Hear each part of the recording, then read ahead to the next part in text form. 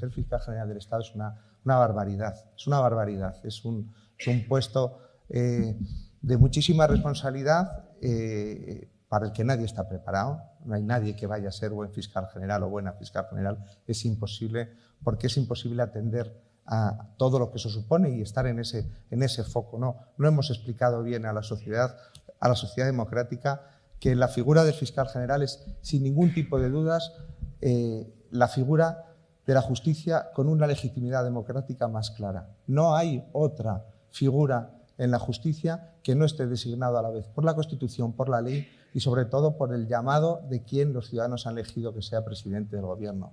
El resto de las instituciones de la justicia, que perfectamente están así definidas y están en la ley, quien ejerce la judicatura, como hay aquí unos cuantos compañeros a los que agradezco mucho su presencia, es por determinación legal.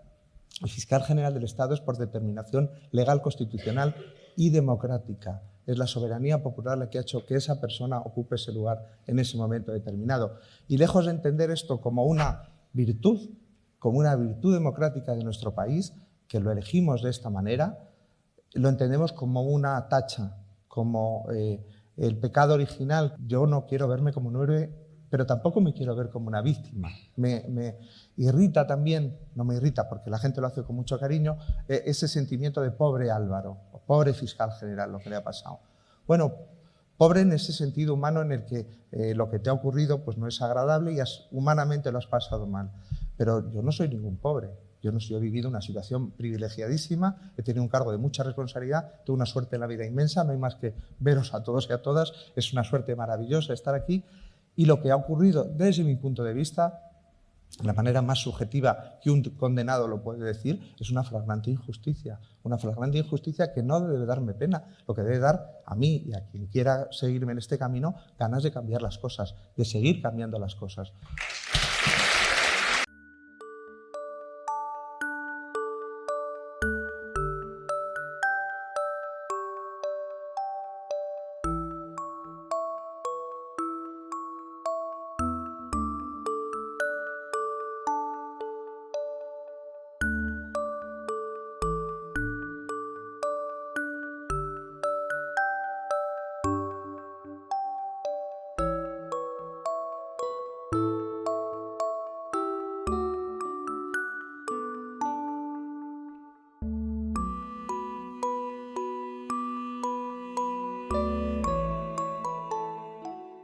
De la señora Almudena Lastra, fiscal superior de Madrid, ¿no?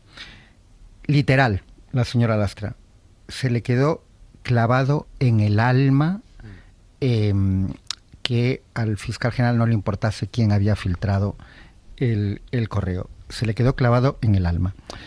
La señora Lastra, y es muy importante saber quién es quién y para entender las actitudes, la señora Lastra es probablemente la principal responsable de que en Madrid no se haya producido una investigación seria sobre lo ocurrido en las residencias durante la pandemia, que terminó con 7.291 personas fallecidas sin recibir asistencia hospitalaria. La señora Lastra mintió en la memoria del año 2020, mintió sobre el protocolo de la vergüenza y sobre cómo se aplicó el protocolo. La señora Lastra maniobró desde el minuto 1 para conseguir que nadie del poder político del gobierno de Ayuso se viese implicado en la investigación sobre las residencias, en la parte que a ella le correspondía, que es la parte de la Fiscalía.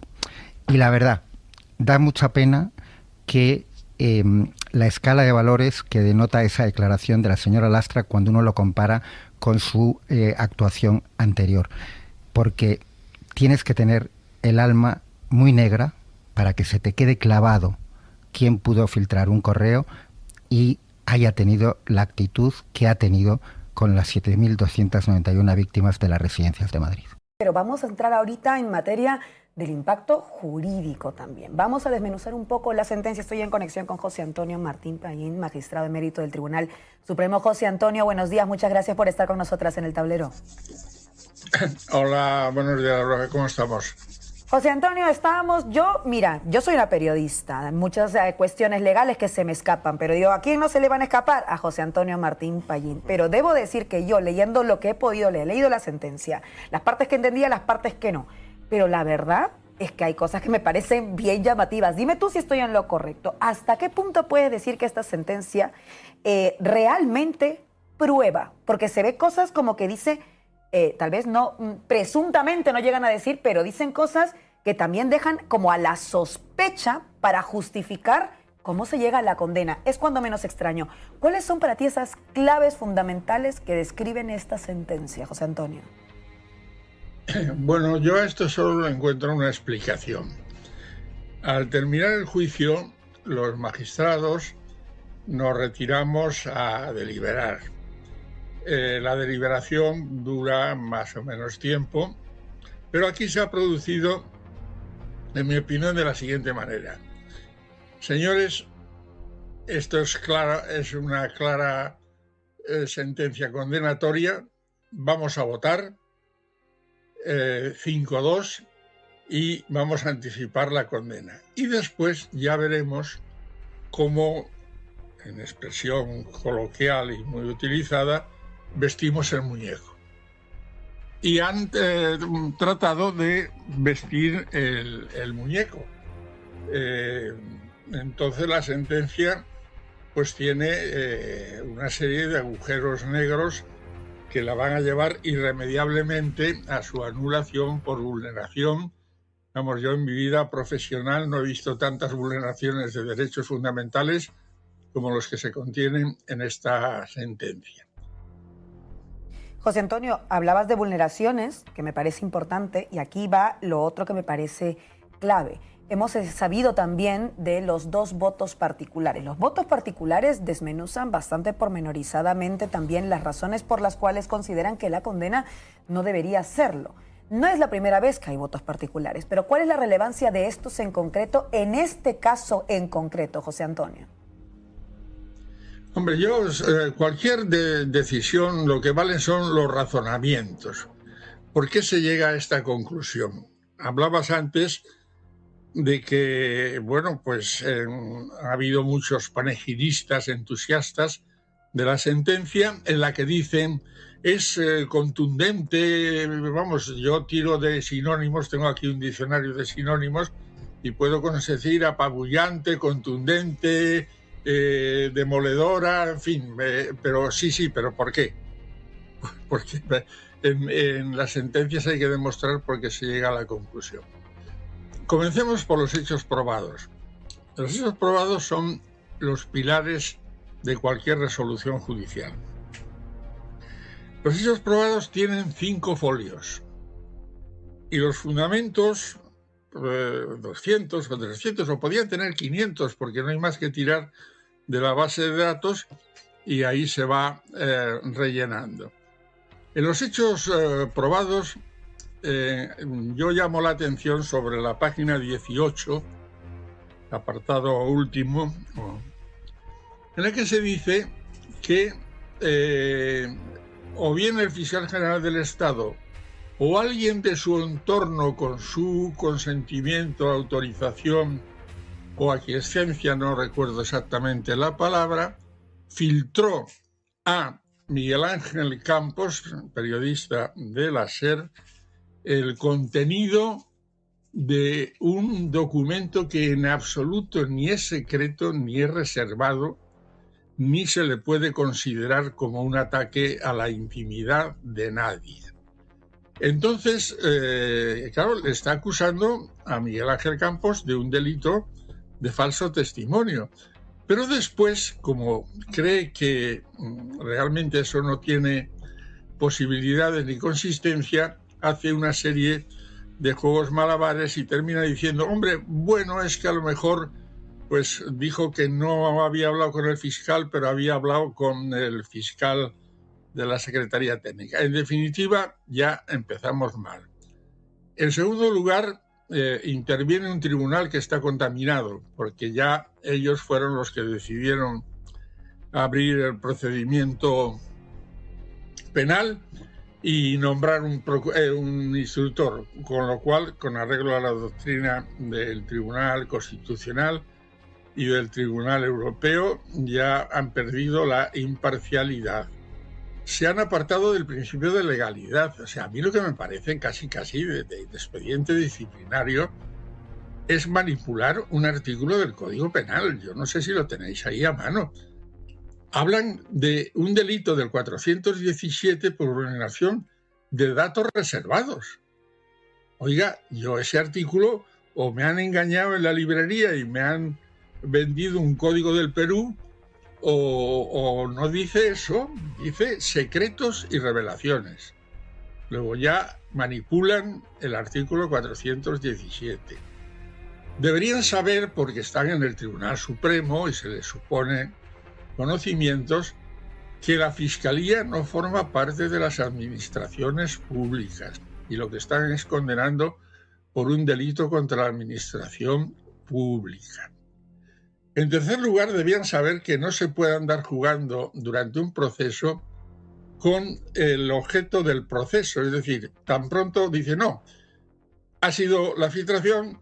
No, pero si no es la filtración, es la nota. Mire usted, eso en un tribunal serio, y mucho más el Tribunal Supremo, no puede hacerlo vulneración del principio acusatorio. En quinto lugar, o en cuarto, ya me he perdido. Señor Hurtado, usted tiene que justificar por qué entra en la Fiscalía General del Estado. No lo hace, se lo dice el artículo 588 de la Ley de Enjuiciamiento Criminal y no lo hace.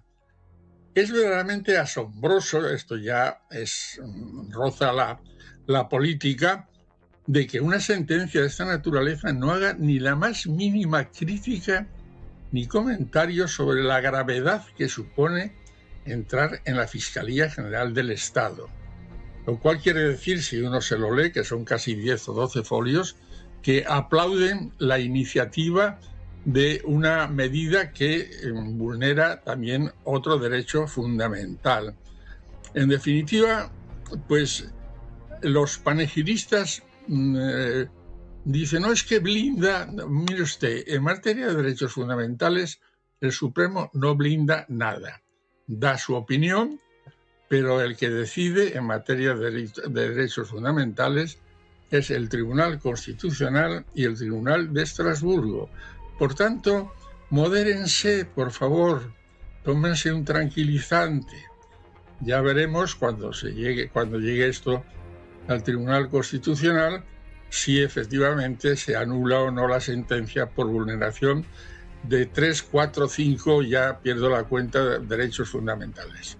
La verdad que lo que nos cuentas, estábamos reaccionando aquí también un poco en la mesa, es que escalofría el cuerpo, porque a mí también yo tengo una pregunta que a lo mejor tiene que ver con que yo sea periodista, José Antonio, entonces también barro para casa, como dicen, pero claro, una cosa que me parece destacable es que hubo testimonios de varios periodistas que decían directamente que el ex fiscal general del Estado no era su fuente. Es más, dijeron más de uno abiertamente, no voy a decir mi fuente porque me amparo a mi derecho profesional, pero puedo confirmar que no lo era Álvaro García Ortiz. Es contundente. Sin embargo, hay, para comenzar, uno de los testimonios que casi ni se mencionan en la sentencia, que eso también me parece relevante. ¿Cómo quedan estos periodistas, José Antonio? Porque lo cierto es que han declarado en sede judicial. Se entiende que decían la verdad. Sin embargo, la sentencia pasa muy por encima, por decir algo, de estos testimonios contundentes. No los considera medios probatorios. Entiendo que no es que no les crea. ¿O cómo es la figura legal en este caso? No, pero aquí lo que hace la sala, habilidosamente, es un juego de un taur dialéctico, en el sentido, dice, hombre, Álvaro García Ortiz en persona no ha sido, pero añaden, ha podido ser otra persona por su orden o mandato. Entonces, mire usted, toda expresión tiene una lógica. Dice, ¿a mí qué más me da? Y en primer lugar, ¿por qué se sacan ustedes de la manga que por mandato? ¿De dónde se lo han sacado? O ha sido Álvaro o no ha sido el fiscal, pero no se saquen ustedes de la manga que por mandato o conocimiento, porque no aparece por ningún lado. Les está llamando, les está acusando de falso testimonio y sin embargo, pues no hacen absolutamente nada. El Consejo del Poder Judicial sigue instalado en Marqués de la Ensenada. La cuestión es gravísima. Decía esta mañana esa ilustre politóloga que vive en el centro de torturas de la Puerta del Sol que había tenido repercusión internacional la cosa. Bueno, dijo mundial. Yo la rebajaría un poco y diría internacional. Pero claro, sí ha tenido una repercusión internacional porque es lógico que una condena al fiscal general de Italia, de Francia o de otro país de la Unión Europea sea noticia. Ahora, lo que no ha leído son las críticas a la barbaridad jurídica que no entienden la mayor parte de los comentaristas internacionales. Que me digan un solo jurista que haya salido, bueno, todavía es un poco prematuro, pero que haya salido apoyando en su momento, hace ya tiempo, la iniciación de un procedimiento penal por unos hechos de esta naturaleza que, según los alemanes, que son los gurús del derecho penal, llaman delitos de bagatela. José Antonio, te quiero hacer esta pregunta porque también me parece importante. Arrancábamos hoy nuestro programa en la mesa de análisis con las declaraciones de ayer del presidente Pedro Sánchez a raíz de la sentencia que ya conocíamos. Una sentencia que, recordamos, llega más de 15 días después de conocer la condena. Pero bueno, la postura del presidente nos parecía también relevante. El presidente Pedro Sánchez ayer, sobre la tarde-noche, después de conocer la sentencia, insisto, ha sido contundente en apoyo a Álvaro García Ortiz. Ha dicho que lo que él ha hecho es decir y cuidar la verdad y que la que debería pedir perdón es Isabel Díaz Ayuso. ¿Hasta qué punto, José Antonio, tú como magistrado emérito del Tribunal Supremo, consideras que este también es un punto de inflexión en la relación pública que han mantenido, por ejemplo, un presidente o un gobierno con respecto a las decisiones del Poder Judicial? Bueno, es que las decisiones son ya varias y preocupantes, porque, claro, si volvemos la vista atrás, somos el único país de Europa que ha condenado a dos presidentes, presidente y presidenta, de asambleas parlamentarias soberanas por aplicar los reglamentos de la Cámara. Véase señora Tucha, véase señora Carmen Forcadell. Ya somos una excepción europea, aparte de la energética. A todo esto se acumula la cadena, que ya creo que hemos hablado más de una vez en esta emisora, de querellas contra Podemos y personas adláteres que, bueno, fueran archivadas, menos la de Isa Serra y la de Alberto Rodríguez. Y, por tanto, la cuestión es grave porque es una especie de secuencia premeditada que constituye lo que yo denomino un golpe de Estado judicial. Esta mañana estaba en otra emisora y un tertuliano decía: ¿mantiene usted que esto es un golpe judicial? Y además me conminó, como en el colegio me hacían los curas del Padre Astete: diga usted sí o no. Hombre, yo todavía conservo la tranquilidad y le dije: por favor, léase usted el libro de Curcio Malaparte, La técnica del golpe de Estado, y se dará cuenta que para dar un golpe de Estado no hace falta entrar con un tricornio o sombrero de torero, como dijo la televisión sueca, y decir todo el mundo al suelo. Pero no, hay otras formas de dar golpes de Estado, ¿no? Y Curcio Malaparte lo sabía muy bien, porque además fue fascista y después evolucionó, ¿no? Entonces esto está dentro de un camino que también, por ejemplo, ayer decía otra contertulia, es que se han interpuesto cerca de 70 querellas contra el presidente del gobierno. Se ha considerado que el gobierno es una organización criminal. Y claro, en primer lugar, ¿quién las ha puesto? Pues manos limpias, hazte oír, abogados cristianos y toda la tropelía fascista que se dedica profesionalmente a poner querellas El Tribunal Supremo todavía no ha dado el paso, pero yo, a la vista de los acontecimientos, no me extrañaría que un día abogados cristianos pues les acusase, por ejemplo, de no haber ido a la procesión del Viernes Santo y a lo mejor pues por ofensas a los sentimientos religiosos abriese unas diligencias. Yo ya, a la vista de lo que está pasando, soy capaz de creerme todo.